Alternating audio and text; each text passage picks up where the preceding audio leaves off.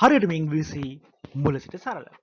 අයිබෝන් යාළුවනේ 46 වෙනි පාඩමේ lesson number 46. 46 වෙනි පාඩමෙන් මම අද ඔයාලව හම්බෙන්න ඇවිල්ලා ඉන්නේ ඉංග්‍රීසි YouTube නාලිකාවෙන් අපේ ස්පෝකන් සඳහා කතා කිරීම සඳහා අපිට අවශ්‍ය වන වාක්‍ය රටා කිහිපයක් අරගෙන.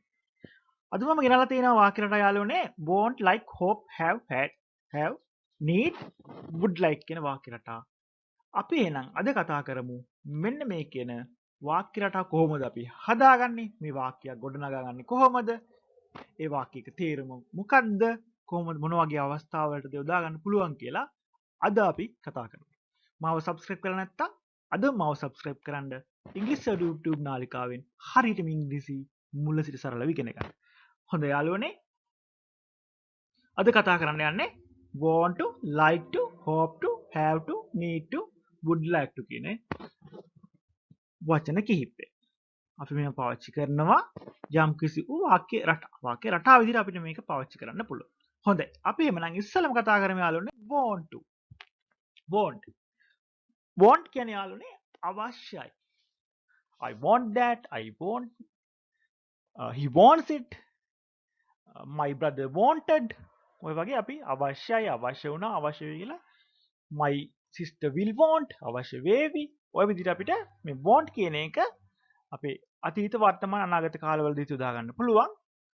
මෙතනදී අපි පාවිච්චි කරන විදිහ අනුව අපි වාක්‍ය සකස් කර ගැනීම බලමු කොහොමද අපි සකස් කරගන්නේ කියලා want to පාවිච්චි කරනවා. හොඳයි යාළුවනි. Sunil wants to go to Kandy. සුනිල්ට නුවර යන්න අවශ්‍යයි. සුනිල්ට නුවර යන්න අවශ්‍යයි. මෙතනදී යාළුවනේ wants කියන එක පාවිච්චි කරලා තියෙනවා අපි අවශ්‍යයි කියලා කියනවා. ඒ වගේ මොකක් හරි දෙයක් කරන්න අවශ්‍යයි. යම්කිසි ක්‍රියාවක් කරන්න අවශ්‍යයි. එතකොට අපි ක්‍රියාව ඒ කරන්න අවශ්‍යයි කියන ඒ ක්‍රියාව යොදා ගන්නවා to form එකේ. to ඊළඟට ක්‍රියාපදයේ verb එකේ base form එක. then to go. to go නෙමෙයි to went නෙමෙයි මොකක්ද ඒකේ අපි පාවිච්චි කරන්නේ to go. හරිද මතක තියාගන්න to සමග verb එකේ base form එක මූලික ආකාරය මූලික form එක. හොඳයි. Sunil wants to go to Kandy. සුනිල්ට නුවර යන්න අවශ්‍යයි. අපි හිතමු නිමල්ට තේ බොන්න අවශ්‍යයි. කොහොමද අපි කියන්නේ? Nimal wants to drink a tea. තේ එකක් බොන්න අවශ්‍යයි. අපි හිතමු කමල්ට පත්තරයක් බලන්න අවශ්‍යයි. Kamal wants to read the paper. read a newspaper. පත්තරයක් බලන්න අවශ්‍යයි. අපි හිතමු අපි කියනවා පූසට කෑම ඕනේ. පූසට කෑම අවශ්‍යයි. කෑම කන්න අවශ්‍යයි. cat wants to eat food. cat wants to eat food. හරි. දෙවැනි වාක්‍යයෙන් අපි පාවිච්චි කරලා තියෙනවා යාළුවනේ wanted අතීත කාලේ අවශ්‍ය වුණා. I wanted to make a box. මට පෙට්ටියක් හදන්න අවශ්‍ය වුණා. wanted to make. අපි කොහොමද අපි පාවිච්චි කරන්නේ මේ want කියන එක? තේරුම තමයි අවශ්‍යයි කියන එක. ඊළඟට පාවිච්චි කරන්නේ to form එකත් සමග ක්‍රියාපදේ. wanted to, want to, wants to ඔය විදිහට. ඒ වගේම යාළුවනේ මෙතන අපිට අර අපි කතා කරා වගේ අපි මූලික පාඩමකදී කතා කරා වගේ වාක්‍ය රටා හතරටත් මේක යොදා ගන්න පුළුවන්. අපි හිතමු සුනිල්ට අවශ්‍ය නැහැ කියලා කියන්නේ. සුනිල්ට අවශ්‍ය නැහැ. Sunil doesn't want to go to Kandy. Sunil doesn't want to go to Kandy.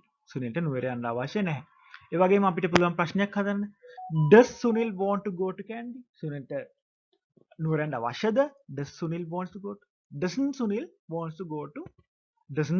want to go to Kandy? සුනිල්ට නුවර යන්න අවශ්‍ය නැද්ද? ඔන්න ඔය විදිහට මෙන්න මේ කියන පාවිච්චි කරලා මේ කියන වාක්‍ය රටාවන් පාවිච්චි කරලා අපිට අර ප්‍රශ්න සෑදීම නැත්නම් අනාර්ථය ලබා ගැනීමත් ඔය විදිහටම සිදු කරන්න පුළුවන් මේ වාක්‍යවල. හොඳයි. අපි බලමු එහෙනම් යාළුවනේ ඊළඟ වාක්‍ය රටා ආකාරය. like to. like කියන්නේ යාළුවනේ කැමති. ඒතකොට like to කියන්නේ මොකක් හරි දෙයක් කරන්න කැමති.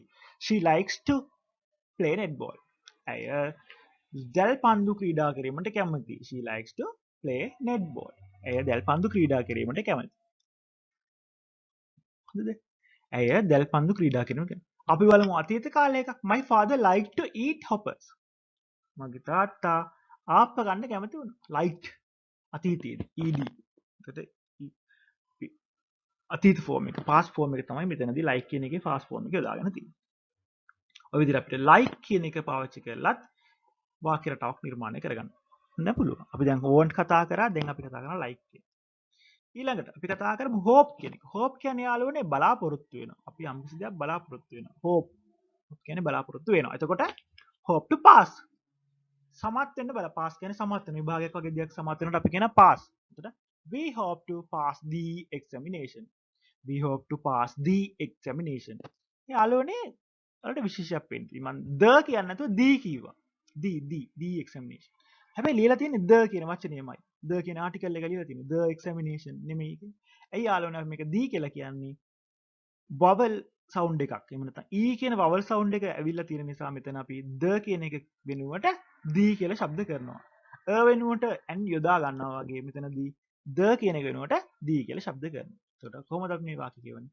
We hope to pass the examination. අපි විභාගයේ සමත් වෙන්න බලාපොරොත්තු වෙනවා. hope to pass. hope to pass. සමත් වෙන්න බලාපොරොත්තු වෙනවා. hope to pass. Nimal hope to buy a box. Nimal hope to buy a box. මොකද ඒ කියන්නේ? පෙට්ටියක් මිලදී ගන්නවා. buy a box කියන්නේ පෙට්ටියක් මිලදී ගන්නවා. එතකොට Nimal hope to buy a box කියවම යාළුවනේ. නිමල් පෙට්ටියක් මිලදී ගන්න බලාපොරොත්තු වුණා. අතීතයේ වුණ සිද්ධියක් මේ අපි කියන්නේ. එතකොට hope, hoped, hopes ඔය විදිහට අපිට hope කියන එකෙන් වාක්‍ය රටාවෙන් වාක්‍ය නිර්මාණය කරගන්න පුළුවන්. ඊළඟට මේක ඇත්තටම අපි කලින් පාඩම්කදී කතා කරා have කියන ෆෝම් එකේ have කියන වචනේ භාවිත ගැන කතා කරද්දී. එතකොට have to, had to, has to ඔය විදිහට අපිට have කියන එකේ විවිධ ආකාර පාවිච්චි කරන්න පුළුවන්. Kamal had to go to Kandy. කමල්ට නුවර යන්න තිබුණා. අපි ගොඩක් වෙලාවට මේක සිදු වුණා. කමල්ට නුවර යන්න සිදු වුණා කියලා තමයි සාමාන්‍ය භාවිතයෙන් පාවිච්චි කරන්නේ. Kamal had to go to Kandy. කමල්ට නුවර යන්න තිබුණා. My brother has to sit for the examination. My brother has to sit for the examination. මගේ සහෝදරයාට විභාගයට ඉදිරිපත් වීමට තියෙනවා. My brother කියන්නේ සහෝදරයා. එතකොට my brother කියන්නේ මගේ සහෝදරයා has to sit ඉදිරිපත් වීමට තියෙනවා. has කියන්නේ තියෙනවනේ. has to sit. එතකොට has කියන ෆෝම් එකෙන් අපි යොදාගෙන තියෙනවා. has කියන වාක්‍ය රටාව. has to sit. හැමතිස්සෙම to සමග යෙදෙන්නේ verb එකේ base form එක. has to sit. has to sit for the examination. හොඳයි. ඔය විදිහට අපිට has have pattern එක බලා ගන්නත් පුළුවන්. හොඳයි. අපි බලමු දැන් need කියන එක. need කියන්නේ යාළුවනේ අවශ්‍යයි. need කියන්නේ අවශ්‍යතාවය. එතකොට need කියන්නේ අවශ්‍යයි. ඔහුගේ පියාට වතුර බොන්න අවශ්‍ය වේ. කොහොමද මේක කියන්නේ? ඔහුගේ පියා his father need to drink බොන්න අවශ්‍යයි. needs to drink some water. ඔහුගේ පියාට වතුර බොන්න අවශ්‍යයි. his father needs to drink some water. his father need to drink some water. some water කියවම යාළුවනේ අපි වතුර ටිකක්. නැත්නම් drink water කියලා කියන්න පුළුවන් අපි ටිකක් කියලා දාන්න. some need some water. හරි. ඊගා වාක්‍ය බලන්න යාළුවනේ. they need to make a box. ඔවුන්ට පෙට්ටියක් හදන්න අවශ්‍යයි. need to make හදන්න අවශ්‍යයි. දැන් යාළුවනේ අපි බලමු එහෙනම් ඊළඟ එක would like to. මේක තවත් ලේසියි.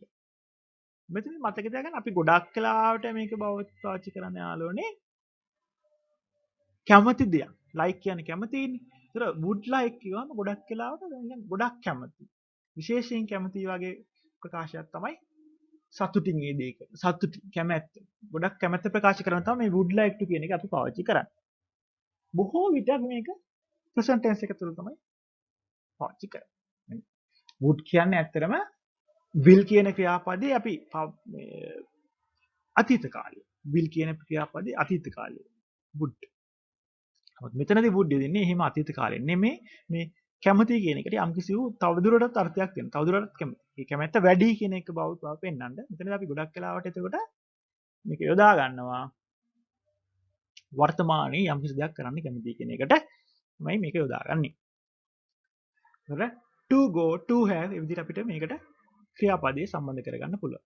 දැන් go to Kandy නුවර යන්න. go to Kandy නුවර යන්න. නුවර යනවා. go to Kandy කියන්නේ නුවර යන්න. එතකොට I would like to go to Kandy. මම නුවර යන්න කැමතියි. I would like to go to Kandy. මම නුවර යන්න කැමතියි. I would like to go නුවර to candy. යන්න කැමති would like to go. I would like to go to candy කියන්නේ මම නුවර යන්න කැමති. ඊළඟ වාක්‍ය බලන්න යාළුවනේ. ඔහු තේ කෝප්පයක් බොන්න කැමති. He would like to have a cup of tea. මතක තියාගන්න ඒක වචන බහුවචන කියලා මෙතන would එකේ වෙනසක් වෙන්නේ නැහැ. හරිද? හරිම ලේසි ඒ වාක්‍ය නිර්මාණය කිරීම. would like to have a cup of tea.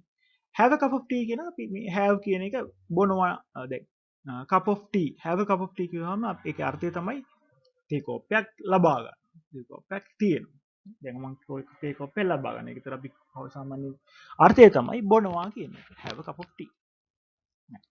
තේ එකක් තියාගෙන වෙන මොකුත් කරන්නේ නැහැ නේ. තේ එකක් තියනවා නම් බොනවා. තේ කෝප්පයක් තියන යාළුවා අපි කරන්නේ ඒක බොනවා. එතකොට බොන්න කැමති කෙනෙක් තමයි ඒකෙන් අර්ථවත් වෙන්නේ. He would like to have a cup of tea.